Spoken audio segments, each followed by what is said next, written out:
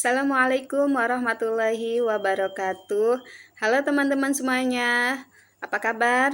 Jumpa lagi bersama saya, Imro'atul Fatihah. Pertemuan kali ini kita akan membahas tentang keterampilan mengelola kelas.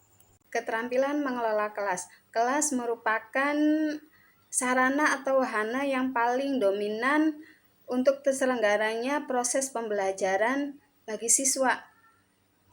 Kedudukan kelas dalam hal ini sangat penting sekali untuk mengisyaratkan bahwa seorang guru itu harus profesional dalam mengelola kelas agar proses pembelajaran dan pendidikan itu bisa terselenggara dengan efektif dan efisien. Jadi, pengertian dari keterampilan mengelola kelas adalah keterampilan untuk menciptakan kondisi belajar yang optimal sehingga tujuan pembelajaran dapat tercapai. Selanjutnya adalah tujuan mengelola kelas. Tujuan mengelola kelas ada dua, yaitu bagi siswa dan bagi guru. Tujuan mengelola kelas bagi siswa adalah untuk mendorong siswa untuk bertanggung jawab terhadap tugas dan tingkah lakunya.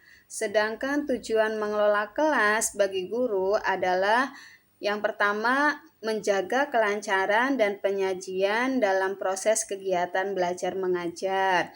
Kemudian tujuan yang kedua bagi guru mengelola kelas adalah untuk merespon secara efektif terhadap tingkah laku siswanya.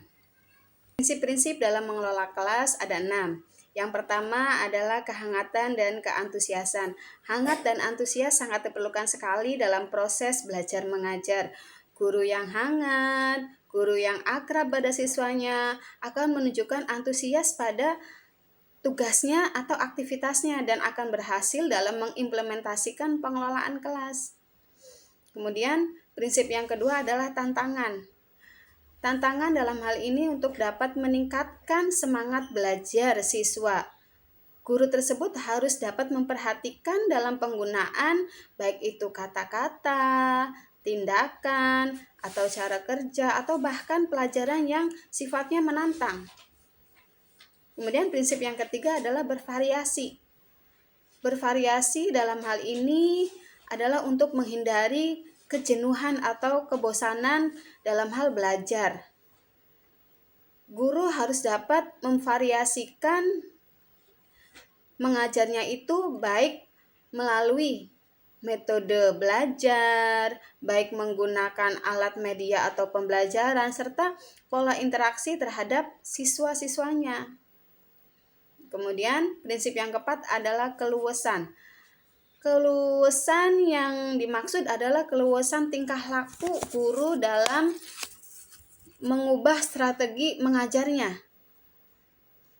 Nah, hal ini bisa mencegah terjadinya keributan pada siswa. Kemudian prinsip yang kelima adalah penekanan pada hal-hal yang positif.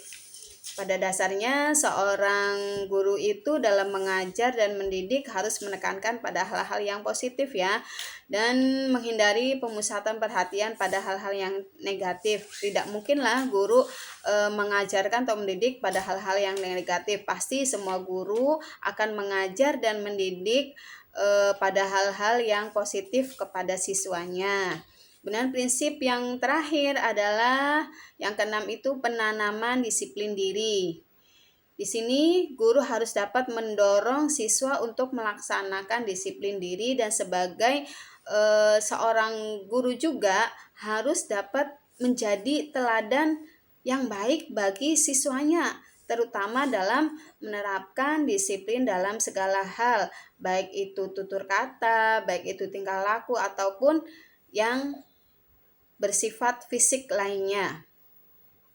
Hal-hal yang mengganggu iklim kegiatan belajar mengajar, seperti tidak adanya perhatian dan perilaku yang mengganggu. Contohnya seperti ini. Guru sedang menyampaikan materi di kelas. Nah, siswanya itu tidak memperhatikan apa yang disampaikan oleh gurunya. Mereka malah asik mengobrol dengan temannya, mereka malah asik bermain sendiri, atau bahkan mereka cuek terhadap materi yang disampaikan oleh gurunya tersebut. Teknik untuk mencegah perilaku mengganggu. Yang pertama, menunjukkan sikap tanggap. Guru harus bisa memandang siswa dengan seksama, mendekati siswa, memberikan reaksi terhadap gangguan. Kemudian teknik yang kedua yaitu membagi perhatian. Guru dalam hal ini harus bisa membagi perhatian kepada siswanya, baik itu secara visual maupun secara verbal. Teknik untuk mencegah perilaku mengganggu yang keempat ialah memusatkan perhatian kelompok. Kemudian teknik yang kelima ialah memberikan petunjuk yang jelas. Memberikan petunjuk yang jelas dalam hal ini guru memaparkan setiap pelaksanaan tugas-tugas tersebut sebagai petunjuk pelaksanaan yang harus dilaksanakan oleh siswa secara bertahap dan jelas.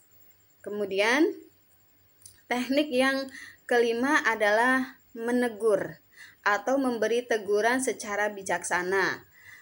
Permasalahan bisa saja terjadi dalam hubungannya antara siswa dengan siswa atau siswa dengan guru. Nah, permasalahan tersebut dalam konteks pembelajaran bisa saja terjadi, sehingga guru sebagai pemegang kendali kelas harus mampu memberikan teguran yang bijak sesuai dengan tugas dan perkembangan siswa. Sifat dari teguran tidak merupakan hal yang memberikan efek penyerta yang menimbulkan ketakutan pada siswa, tetapi bagaimana siswa bisa tahu dengan kesalahan yang dilakukannya. Nah, teknik yang keenam yang terakhir adalah memberikan penguatan ketika diperlukan. Penguatan adalah upaya yang diarahkan agar prestasi yang dicapai dan perilaku-perilaku yang baik dapat dipertahankan oleh siswa, atau bahkan mungkin ditingkatkan dan dapat ditularkan kepada siswa lainnya. Nah, penguatan yang dimaksud adalah berupa penguatan pemberian hadiah atau rewards, baik itu bersifat moral maupun bersifat material, tetapi sifatnya tidak berlebihan. Pengembalian kondisi belajar yang optimal. Keterampilan yang berhubungan dengan pengembalian kondisi belajar yang optimal dapat dilakukan dengan cara sebagai berikut ya. Yang pertama yaitu memodifikasi tingkah laku. Modifikasi tingkah laku adalah menyesuaikan bentuk-bentuk tingkah laku ke dalam tuntutan kegiatan pembelajaran sehingga tidak muncul prototipe pada diri anak tentang peniruan perilaku yang kurang baik. Kemudian yang kedua adalah pengelolaan kelompok. Kelompok kecil atau kelompok belajar di kelas merupakan bagian dari pencapaian tujuan pembelajaran dan merupakan strategi yang diterapkan oleh guru. Kelompok juga bisa muncul secara informal, seperti teman bermain, teman seperjalanan, teman karena gender, dan lain-lainnya. Nah, untuk kelancaran pembelajaran dan pencapaian tujuan pembelajaran, maka kelompok yang ada di kelas itu harus dikelola dengan baik oleh guru.